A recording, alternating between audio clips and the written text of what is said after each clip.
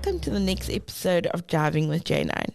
Today in our Joburg studio, we have Felipe Yagi. He's the head of marketing and communications for Volvo Cars South Africa. Welcome, Felipe.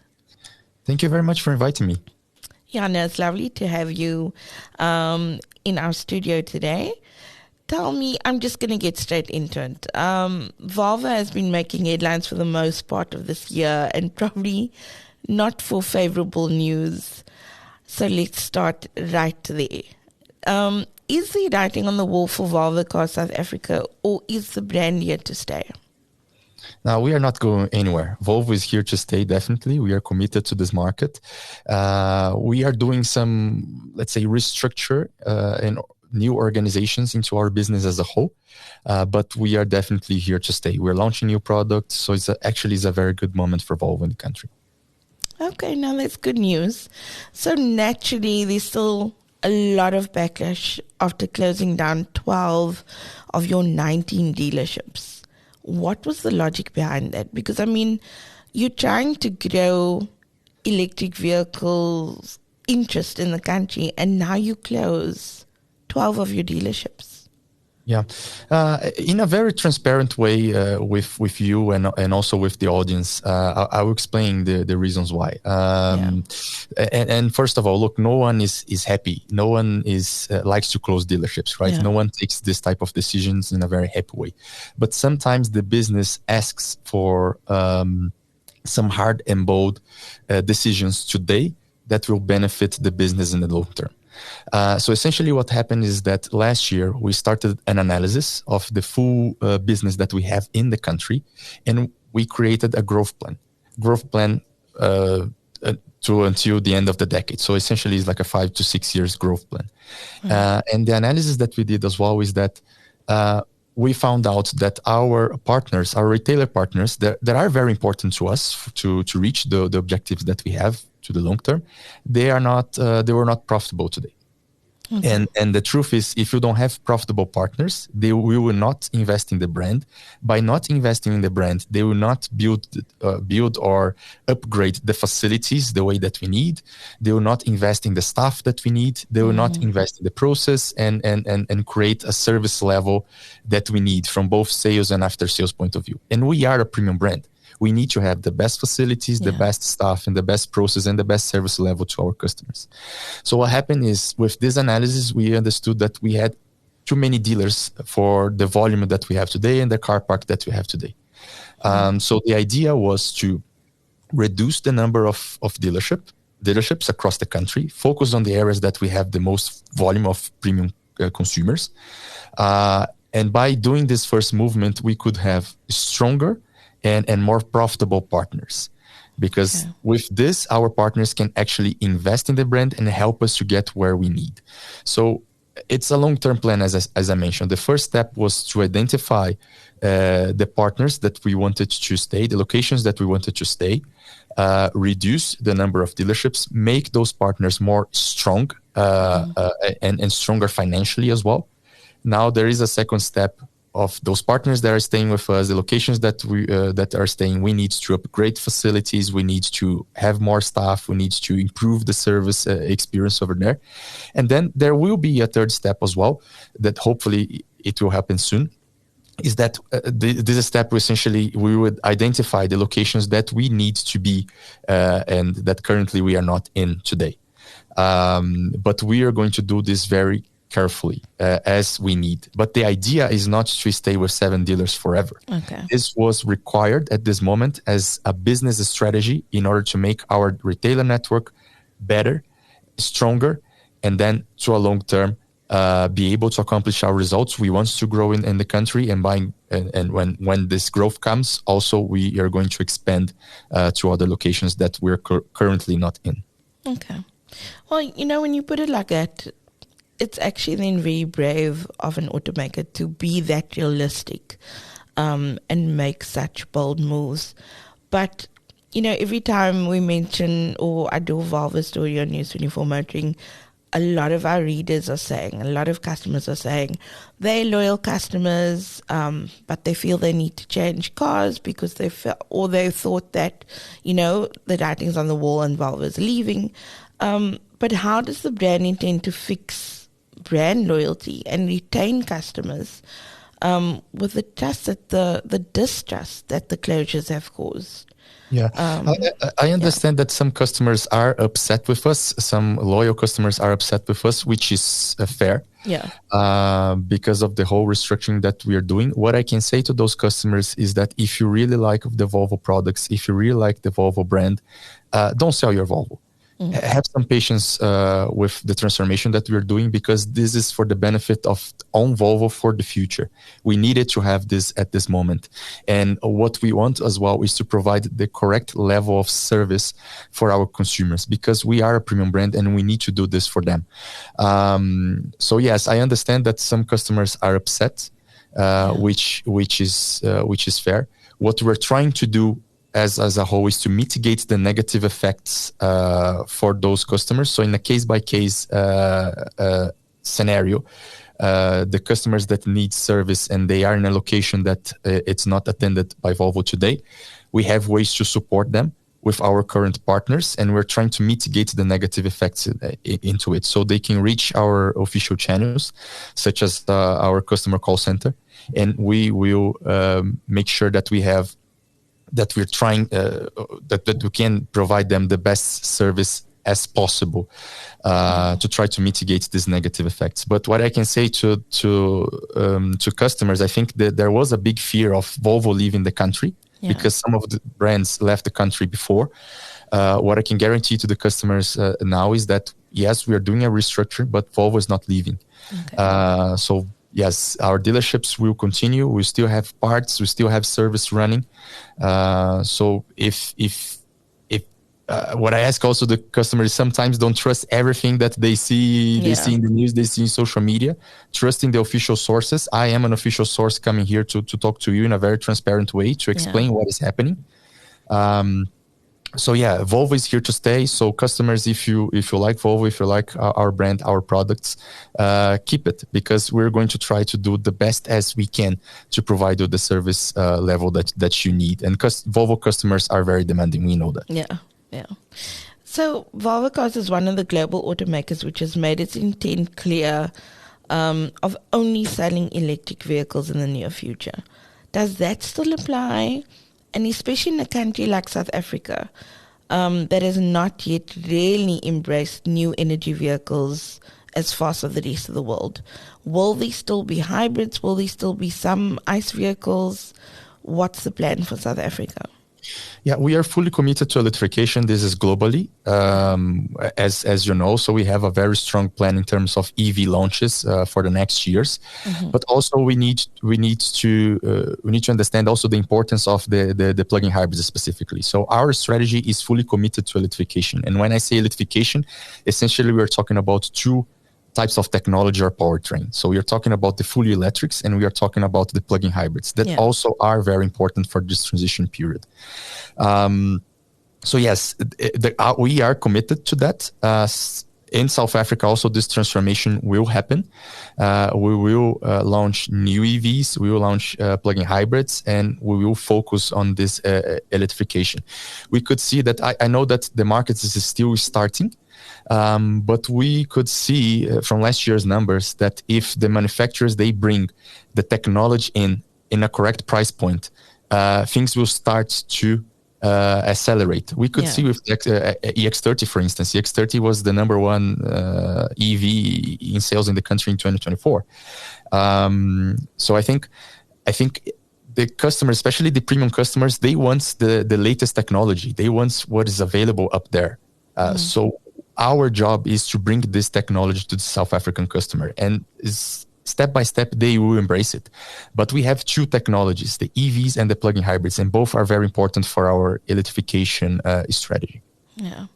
So just on then, how do you think the perception of electric vehicles has changed in South Africa? And, are plug-in hybrids perhaps a better suited option for locals? But mostly, do you see a big change in how people see electric vehicles in general? Yeah, we did some researches about it, which is showing that, well, especially the premium consumers, they are willing to test this technology. They want what is the latest available. They want what is the most modern. And not only for cars, for everything. They want the best cell phones, the best computers, the best TVs, and also the best cars and the best technology that is available. So we see that the customers are willing to have or to do this transition. There are some barriers that we need to tackle. There are some barriers that we need to fix, but the customers are willing to. And when you say about the plug-in hybrids, I think it's a fantastic technology to help to do this transition, to break the barriers of customers in terms of EVs, because the barriers with the hybrids are not really there, right? Because I think the biggest concern that customers which they express to us is where I'm going to charge. When you have a hybrid, you don't need to charge 100% of the times, which helps the customers to understand the technology, also to plug the car in the wall box and have that electric daily routine, which also helps them to test.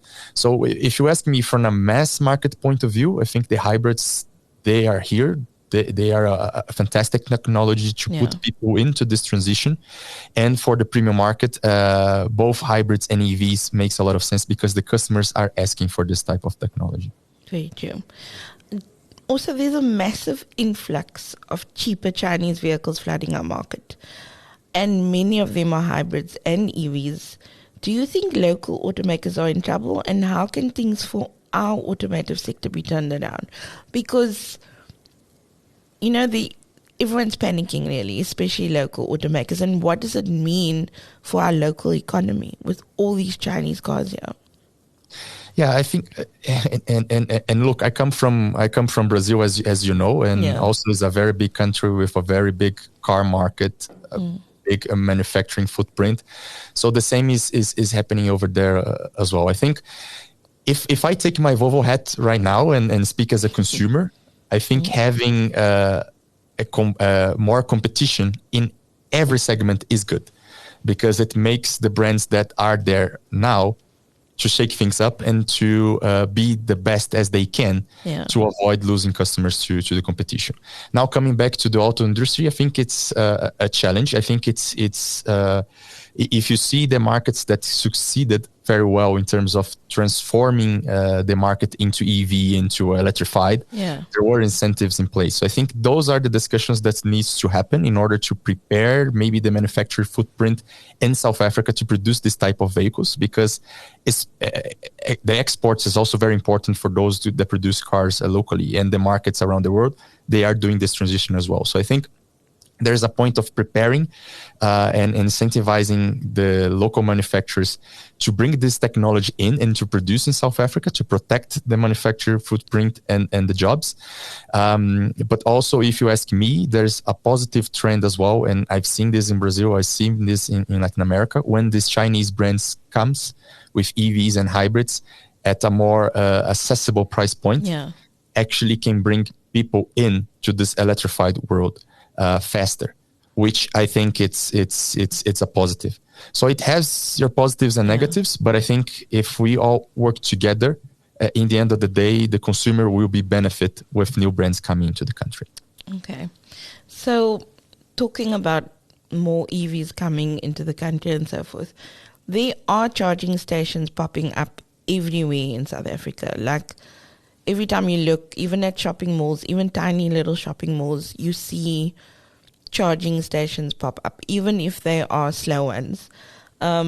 But most South Africans are still not convinced, because the first thing they're going to think about is load shedding, and because load shedding can happen at any given moment. There's no guarantee for it.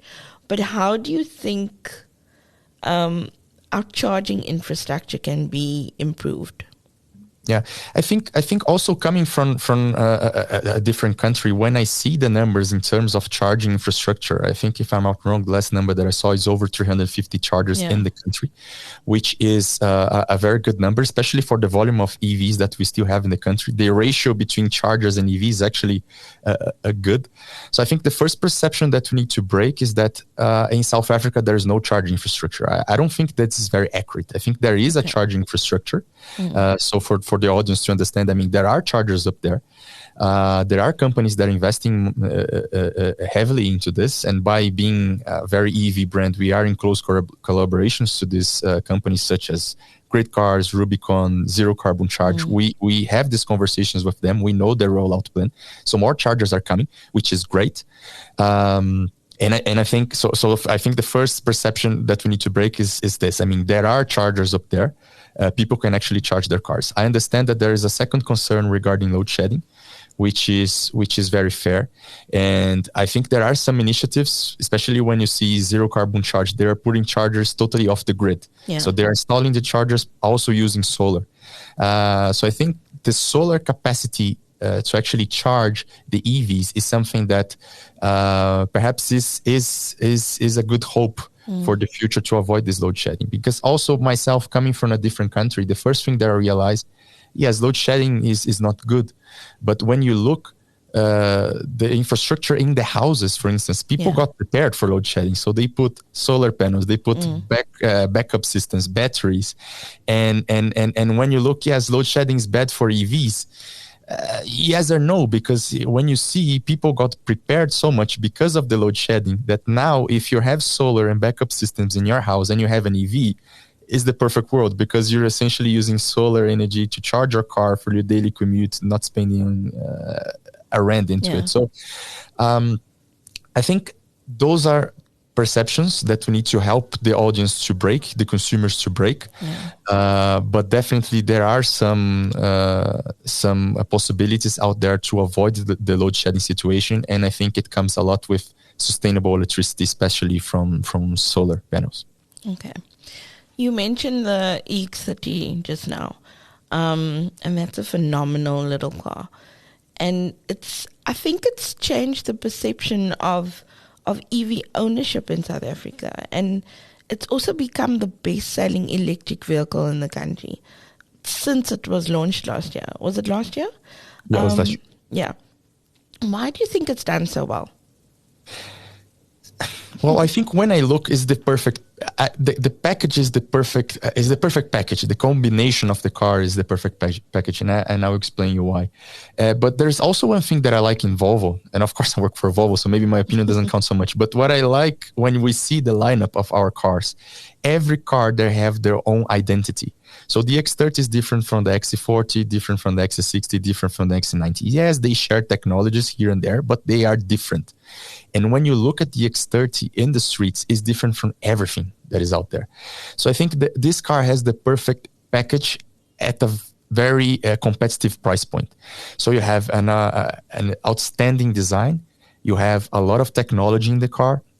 A lot of sustainability credentials as well. You have a great performance. The twin engine, the 0 to 100 in 3.6 seconds, which is amazing for those who like to drive. At a very good, and the safety features that you see in the X30 also very advanced comparing to the other cars in the same price position. The X30 has technologies that our bigger and more expensive cars has in terms of safety. So I think all this combined with a very competitive price point makes the EX30 a huge success in the country. Yeah. No, it's definitely one of my, I will unashamedly say it's one of my most favorite electric vehicles in the market. But with that, the EX90 has arrived in South Africa. And I remember being at the launch, and when the price was revealed, even I was a bit flabbergasted because I wasn't expecting it to be that high. I was thinking the EX30 is under $1 million. I think it's 833,000 now, the EX30. It's starting, the starting price. And the EX90 has a hefty price tag. It's almost in the same price bracket as Audi's electric vehicles that aren't really doing that well, yeah. But why do you think this Model 2, I mean, I think Volvo said we had 50 cars for South Africa for this year. Mm-hmm. And in the first couple of months, like I think 25 were already snatched up, or 30 of them. Yep. Why do you think that's happened? Why do you think South Africans are willing to pay like almost, 2.4, 2.6 million? 2.6, yes. Yeah. For an electric vehicle. Yeah, I think also we need to look at the whole competitive landscape, right? And our strategy with the EX90 was we didn't have a lot of units allocated for this year. So we brought, let's say, 50 units was the first batch. We are trying to bring more to the country. And our decision was if we are launching a car with such a limited volume at this point, we're going to bring the best technology that we have available. Yeah. So if you see the EX90 that we have at 2.6 million is actually the high spec possible that we can have in this car. Yeah. I understand that it may sound that a very heavy price tag, but let's take in consideration what's in that car. At 2.6 million, the type of technology that we have in the X90, I'm pretty sure you're not going to find any other car with the same level of technology. So let's talk about the X90. We have, first of all, we have the LiDAR, which is a first introduction into the market, and the X90 is the first car to actually have standard in all versions. We are just bringing the top version, but the X90 has a standard in any sales version that it's available to be sold. So we have core computing systems. This car is hardware ready for autonomous drive, for bi-directional charging, has a 111 kilowatt battery, a great performance. It's a true 7-seater car, has a driver understanding system, and this driver understanding system was elected last year one of the 100 innovations of 2024 from Times Magazine. It's not me, it's not Volvo saying, it's the Time Magazine saying. So when you look at the level of technology that we have in that car at 2.6 million, there is nothing compared to the X90 today in the market. And I understand that can be a heavy price tag, but is what I'm saying. When you look at the competitive landscape and the cars that are available at this price point, I'm pretty sure the EX90 is very competitive, if I can say like this. You mentioned LiDAR, and just yesterday I saw an article about Volvo warning people not using the cell phone, or it damages the software, so your phone can stop working. I think if you take direct images of the car, is that correct? What is LiDAR, and why is it so dangerous for cell phones? Yeah, because the LiDAR is essentially a LiDAR that uses lights and laser technology to see the street ahead, or essentially the world ahead, right? It's a very powerful technology. The LiDAR in our car, for instance, can see objects up to 250 meters in front of the car, which is very, very impressive, and also to a very wide angle.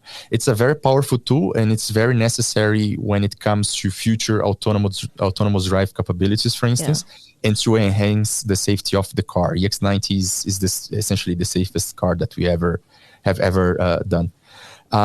So this type of technology using the lasers and the lights can be dangerous to some cameras if you are very close to the LiDAR. So if you're taking close shots of the LiDAR, can damage the cameras itself. It doesn't damage the whole phone, but can damage the camera specifically. There are some lenses that you can plug in either the cameras or in the phones that can protect this. But we decided to warn everybody. There is no dangers against human eyes or anything like that. It's more if you get actually your phone and you're close enough to the LiDAR and try to take a picture, or even your camera, there might be some damages into the camera systems. But there are ways of mitigating this. And that's why we try to warn people because a lot of people take pictures of our cars and etc. So we trying to warn everybody about that this is a possibility, but it's not dangerous at all, especially for humans. I would say rather take a picture from the side or from an angle and not direct on. Exactly. And then you'll be totally safe if you take it from the let's say from the left or right angle side. So I'm pretty sure we'll probably see lots more of that technology coming in. But I also know that we're going to see a lot more Volvo cars coming this way. Tell me about some of the new models that you can talk about that's yet to still enter the market. Yeah, at the launch of the X90, we also said about the new products that are coming. Yeah. So we should expect in 2025 in South Africa, the next one is the EX30 Cross Country. Mm-hmm. So it is a cross-country version, is available. People can actually Google it.